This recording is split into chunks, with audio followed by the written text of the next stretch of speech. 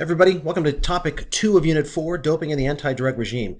This is actually one of the most remarkable topics we have in the semester, not just because of doping being a significant issue in sport, but because it's led to unprecedented cooperation in the field of sports and international affairs. Hence the title of the class, hence a perfect topic for us to discuss. Why it came about is an interesting story, but let me start with what it became. What it became is this: the World Anti-Doping Agency, formed in the late 1990s as the body within which all efforts surrounding doping or combating doping are carried out. This means they're going to do testing standards, they're going to hold IFs accountable, they're going to hold athletes accountable, and they're going to have abilities to suspend people from sports. This agency that's sort of a hybrid of governments and athletic federations and scientists emerges. But why would it emerge? What would sort of prompt countries to be willing to give up this sort of sovereignty or to let this outside agency weigh in about their athletes, people wearing their colors? And it sort of starts with the idea of national shame coming out of 1988 Summer Olympics. So we talked a lot about national pride, things where you're defining national identity, right? We did that several times in various units of this class. We haven't looked as much at the idea of national shame. So one of the things that is true is that as countries, particularly countries that are particularly proud of their athletic achievements, rally around and make great hay of, or a very big deal of, their athletes winning, if something happens that casts them in the negative light, then you can end up with national shame. And that was very much the case with Canada and Ben Johnson in 1988. He won the 100-meter dash in amazing fashion. We don't often see athletes win short 100-meter races by this distance. Certainly, we've seen it with Usain Bolt in recent years, and I'm not suggesting at all that he's doping. Just that, in this case, he won this race. He was so much faster, and the pride in Canada was palpable from the Prime Minister on down. People were excited. Within a couple of days, it emerged that he had tested positive for performance-enhancing drugs. And the national shame extended the same way, just like the national pride had, from the Prime Minister on down. And so you have that national-level commentary about what it meant that he had lost. So this idea of national shame, where countries realized that they were in a position for the country itself to be embarrassed and shameful or shamefaced, is the first of the three pillars here. By the way, there's a great ESPN documentary called 9.89 Asterisk. It's part of their 30 for 30 series. If you ever come across it, it's great to watch. It's got interviews with all these fellas in this race about doping and what it meant to be in that race. So national shame is the first part.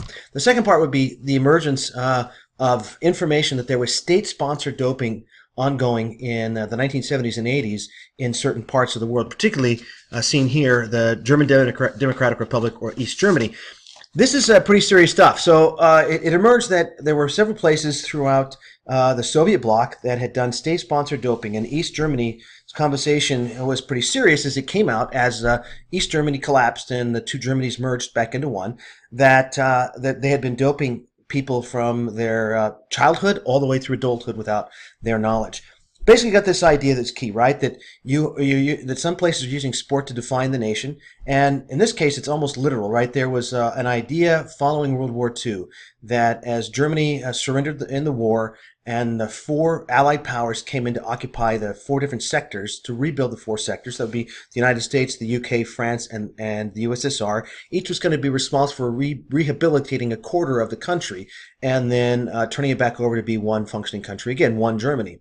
The Soviets sort of changed their mind. They kept their piece out. So you had those three parts that had been rehabilitated by the United States, the UK, France. They become West Germany, and the part that's rehabilitated by the USSR becomes East Germany. Now, most of the world wasn't going to recognize them. They weren't going to be a country. The idea was there was going to be one Germany, and they were dead set on that. Just like we had that sort of conversation about how many Chinas are there, we could have that conversation about how many Germanys are there. And one of the ways they decided to set about making their claim to be a second Germany was by using sporting events, by showing up to sporting events with a flag, with uniforms, with athletes, and competing. And if they could get recognition, if they could get people just use the idea that there were two Germanys, that it would become a de facto sort of thing. That's not the only reason why a second Germany really came into being. It was 1972 when the two Germanys were recognized as official, right? So you go all the way from 1945, the end of the war, with theoretically one Germany, but practically two Germanys, to 1972 when there actually were two Germanys in the United Nations. Sports, there was two Germanys before that. That same sort of conversation we had way back in Unit 1 about China sort of prevailed. The UN says there's one. Sports says there's more than one. Well, they went from 4 golds in the 1968 Olympics to 20 golds in the 1972 Olympics to 40 golds in the 1976 Olympics, and it went on from there. They doped people like crazy, and there's a documentary you're going to be required to watch for this unit that traces that. State-sponsored doping, when that emerged and realized that states would go to this extreme with doping, that's the second pillar for why people were interested in having a new anti-doping agency. And the third pillar, it was the 1998 Tour de France. The Tour de France is one of the more remarkable and sort of high-profile international sporting events on the annual calendar. I believe we're in the 101st year right now, or 102nd. The 1998 Tour de France is when the extent of doping really came to the fore. A trainer was found crossing one of the borders in his automobile, had vials full of drugs. The police figured out what was going on. They went after his team. The team was expelled. This is the Festina team.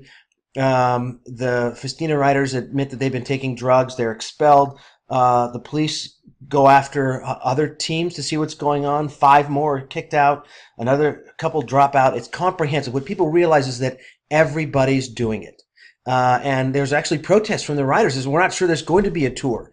And the tour staggers sort of to an end, and it's realized that it's widespread. And so once you have those 3 things together, then come together later in 1998 with something called the Lausanne Conference. Lausanne's a city in Switzerland, to discuss what would be next. Who would be in charge of policing doping? And the IGOs wanted it. The IOC in particular wanted it. They called together the conference. They figured they'd be in charge. Would individual sporting bingos be responsible?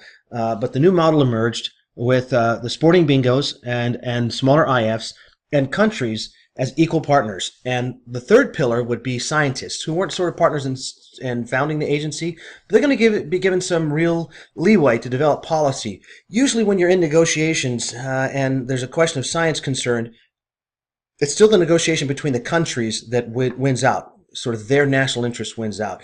In this case, they're going to give power to the scientists to make determinations, even if it goes against what the states want. So they sort of vest power in the scientists.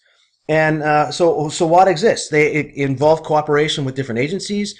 So there's a UNESCO office, which is looking for purity in athletics. The UNESCO oversees the signing of a big international convention against doping in sport. So that's a treaty, an international treaty that's signed through the United Nations and housed in the big treaty database there. Interpol is empowered. Interpol stands for the International Police Organization. They're empowered to do cross-border research and pursuit of criminals. There's big interregional, intergovernmental forums, big IGOs. So this is Asia and Oceania. That's all those small island states are interested in that, and they're having press conferences and doing things. So you have this amazing cooperation emerge after 1988. Now the question is whether it's in a losing cause, like whether the existence of WADA sort of cleans everything up, or whether the doping and drugging will run ahead of their efforts to police it. But there is this amazing widespread cooperation. Now, one of the places where we look to see whether it's working or not would be into the Tour de France, and in more particular to Lance Armstrong. Lance Armstrong is one of the most famous athletes of the 21st century. He's an American cyclist. He's a fellow who is very famous for having beaten testicular cancer and come back to win the Tour de France. His Livestrong Foundation is very high profile, or was very high profile. A lot of people remember the yellow bracelets, yellow wristlets that were worn in honor of that, and just sort of the empowerment that was discussed, and how he was this athlete who did it right and who did all this stuff cleanly. There were whisperings about him doping way back early in his career, but he was pretty successful at getting everybody quieted who spoke out against him.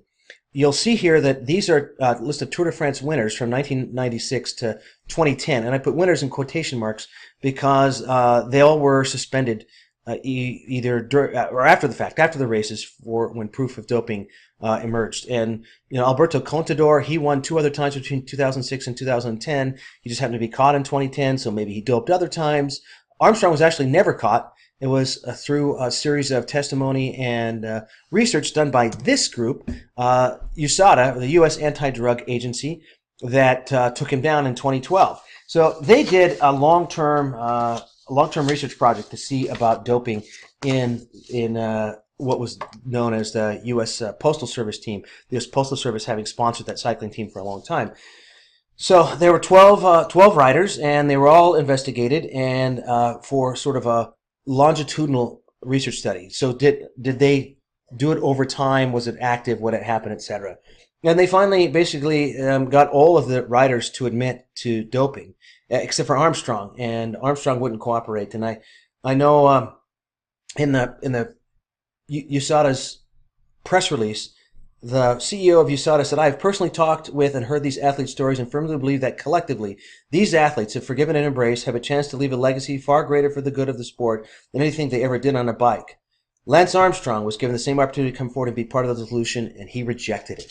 USADA basically got pissed off at Lance Armstrong because he wouldn't cooperate, and he would bully and ramrod anybody who spoke out against him. And shame them and quiet them. And so there were long-term questions of him who he just ran roughshod over, and eventually people got tired of it. But USADA is exemplary of these national efforts. This is actually a non-governmental organization that's been empowered by Congress to be in charge of anti-doping efforts in the United States. So this was formed in October of 2000.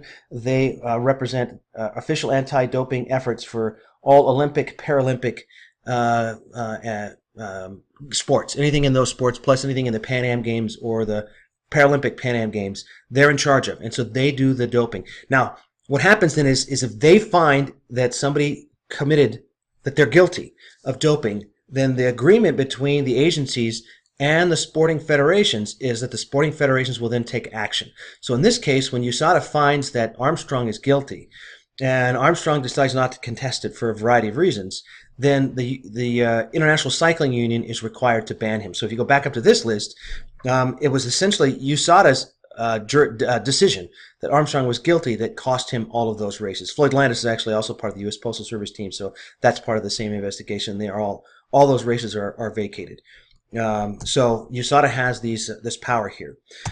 There is an international court to appeal these decisions. It's called the Court of Arbitration for Sport. It's based in Lausanne, Switzerland. It's got a nice building there, don't you think? And they hear all kinds of sporting questions. There's other things that come up where issues of competition, issues of unfairness, issues of rules not being applied correctly, issues going back to what we talked about last time in the global market for players, where you can't decide if it's too murky to decide whose transfer card is held by whom, etc. Those can be taken to the International Court of Arbitration for Sport, and so can questions of doping. But usually it's not whether you're guilty or not, it's whether a procedure was followed or not, and they can overturn certain decisions, and they've done some other things as well.